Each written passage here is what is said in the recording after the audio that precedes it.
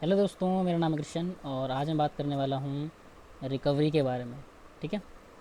Recovery के बारे में इन मेटलर्जी कि जो हमारा मेटल होता है वो कैसे रिकवर करता है, जो भी उसके ऊपर किए गए प्रोसेस हैं उसके थ्रू। ठीक है। जैसे मान लो एक नॉर्मल हमने किसी कंपोनेंट के ऊपर कई सारे प्रोसेस करे। ठीक है। हैमरिंग करी, मिलिंग करी, शेपिंग करी, तो उससे जो उसका प्रॉपर्टी होता है ये सारी चीज़ें चेंज हो जाती है। जैसे कि एक नॉर्मल वर्क हार्डनिंग चेंज हो जाता है। ठीक है। वो चीज़ क्या होती है, हार्ड हो जाती है। ठीक है।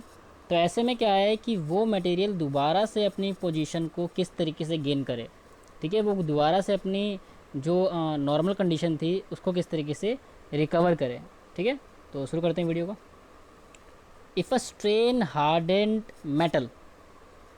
हार्डेंड या वर्क हार्डेंड मेटल सेम ही है, is heated to a comparatively low temperature.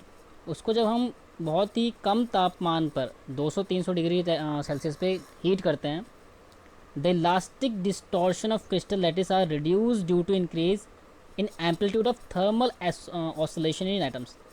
जो एटम्स है उनके अंदर थर्मल एसोलेशन की एम्पलीट्यूड होने की वजह से, ठीक है, इन एम्पलीट्यूड के इंक्रीज होने की वजह से जो मेरा डिस्टॉर्शन होता है क्रिस्टल लैटिस में वो क्या हो जाता है, कम हो जाता है। तो यानी कहने का मतलब क्या है, जो डिस्टॉर्शन होता है वो हीट इंक्रीज करने से कम हो जाता है। डिस्टॉर्शन कम होता है यानी कि स्ट्रेस उसके अंदर जो इंड्यूस होता है वो कम हो जाता है। स्ट्रेस जो है उसके अंदर का वो कम होता है यानी कि वो क्या होता है, मेरा मटेरियल नॉर्मल की तरफ जाने लगता है। ठीक है। This heating will slightly lower the strength of strain hardened metal. अब जाहिर सी बात है, अगर मैं उसको हीट करूँगा तो उनके जो एटम टू एटम या जो एक तरीके से नॉर्मल क्रिस्टल टू क्रिस्टल या जैसे भी आप कहें, उनके पार्टिकल के बीच का जो डिस्टेंस है वो एक तरीके से क्या होगा, बढ़ने लगेगा। तो एक नॉर्मल कंडीशन में कहूँ जो उनकी हार्डनेस थी वो क्या होगी, एक तरीके से कम होने लगेगी। उन दोनों के बीच की जो पावर है वो क्या होने लगेगी, कम होने लगेगी। उनका बीच का गैप बढ़ने लगेगा।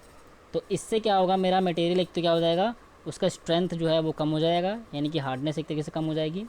बट जो इसकी इलास्टिक लिमिट है और डक्टिलिटी है वो इंक्रीज हो जाएगी। और वही हमारा मेन मकसद होता है। जो एनिलिंग होता है, एनिलिंग भी इसी मेथड, यानी कि एनिलिंग में हम बेसिकली रिकवरी ही करते हैं। नॉर्मल मेथड क्या करते हैं, सॉफ्ट करते हैं। ठीक है। उसकी इलास्टिक लिमिट बढ़ाते हैं, उसकी डक्टिलिटी को बढ़ाते हैं। ठीक है। आगे देखते हैं। Through they will not reach the value possessed by the initial material. हाँ, ये बात तो नॉर्मल सी है कि जो उसकी इनिशियल वैल्यू थी वो दोबारा से प्रोसेस नहीं कर पाएगा। ठीक है। बिफोर स्ट्रेन हार्डेंड से पहले एक जब वो नॉर्मल कंपोनेंट था या नॉर्मल रॉ मटेरियल था, उसकी जो उस टाइम की प्रॉपर्टी थी वो दोबारा से वो अटेन नहीं कर पाएगा थ्रू रिकवरी प्रोसेस। ठीक है। No change in microstructure are observed in this period. ठीक है। इस पीरियड में माइक्रो स्ट्रक्चर नहीं बदलता क्योंकि हम उसको इतना ज़्यादा हीट नहीं करते हैं। जैसे एनिलिंग में स्पेरोडाइजिंग होता है, स्पेरोडाइजिंग जब करते हैं तो उसका माइक्रो स्ट्रक्चर चेंज नहीं होता है। सेम यहाँ पर वही है। This partial restoration of the produce by reducing the distortion, जैसे इसने पहले ही बता दिया उसने कि जो हमारा पार्शियल रिस्टोरेशन है, ठीक है, by reducing the distortion of crystal lattice without noticeable change in microstructure. उसके माइक्रोस्ट्रक्चर में बिना आप एक नोटिसेबल चेंज क्या कर सकते हैं, कर सकते हैं। इस कॉल्ड रिकवरी, और इसी को हम क्या बोलते हैं, रिकवरी कहते हैं। ठीक है। तो ये थी आज की वीडियो दोस्तों।